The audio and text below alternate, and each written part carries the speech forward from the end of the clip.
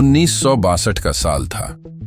भारत की सबसे बड़ी हारों में से एक। लेकिन सवाल ये है, क्या ये सच में सिर्फ एक हार थी, या इसके पीछे छुपा था एक राजनीतिक खेल, एक ऐसा युद्ध जिसे हमने शुरू नहीं किया, लेकिन जिसकी कीमत हमारे हजारों सैनिकों ने अपनी जान देकर चुकाई। आज हम उस इतिहास की परतें खोलेंगे। भारत के इतिहास में ये एक ऐसा दिन था जब एक साम्राज्यवादी ताकत की चुपके से बढ़ती चाल ने देश को उसकी असल ताकत का एहसास कराया। वो दिन था 1962, जब भारत चीन युद्ध ने भारत की राजनीतिक और सैन्य रणनीतियों को हमेशा के लिए बदल दिया। लेकिन यह सिर्फ एक युद्ध नहीं था, यह एक ऐसे संघर्ष की शुरुआत थी जो पूरे एशिया के भविष्य को प्रभावित करने वाला था। 1947 में जब भारत आजाद हुआ तो देश न सिर्फ बंटवारे के दर्द से जूझ रहा था, बल्कि एक नई पहचान बनाने की कोशिश कर रहा था। एक ऐसा भारत जो न केवल अपने आंतरिक संकटों से बाहर आ सके, बल्कि दुनिया में अपनी शक्ति और शांतिपूर्ण अस्तित्व का दावा कर सके। जवाहरलाल नेहरू ने जो नीति अपनाई वो थी हिंदी चीनी भाई भाई। इस नारे ने भारतीयों की एक नई उम्मीद जलाई थी, एक उम्मीद कि चीन और भारत का रिश्ता मजबूत और शांति का होगा।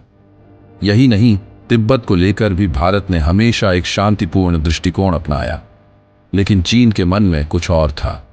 1950 के दशक के अंत तक चीन ने तिब्बत पर कब्जा कर लिया और अक्साई चिन्ह पर अपनी सड़कें बना दी।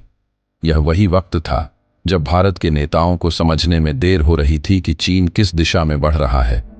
चीन के इन कदमों ने भारत की सीमाओं को चुनौती दी, और यहीं से शुरू हुआ वो संकट जिसने दोनों देशों के रिश्तों को हमेशा के लिए बदल दिया।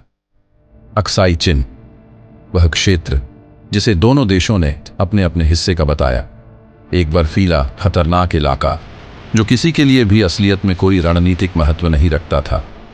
लेकिन यही इलाका चीन के लिए बहुत महत्व रखता था, क्योंकि यह तिब्बत और शिनजियांग को जोड़ता था। चीन के लिए यह एक महत्वपूर्ण कनेक्शन था, एक हाईवे जिसके बिना चीनी सेना को अपनी रणनीतियों को आगे बढ़ाना मुश्किल हो सकता था। लेकिन भारत इसे कभी नहीं देख सका। भारत के नेताओं ने इसे नजरअंदाज कर दिया, समझते हुए कि यह बंजर जमीन कभी भी कोई समस्या नहीं बनेगी। जैसे ही चीन ने अक्साई चिन्ह पर अपनी नजरें गड़ाईं, भारत की सेना और सरकार जागी।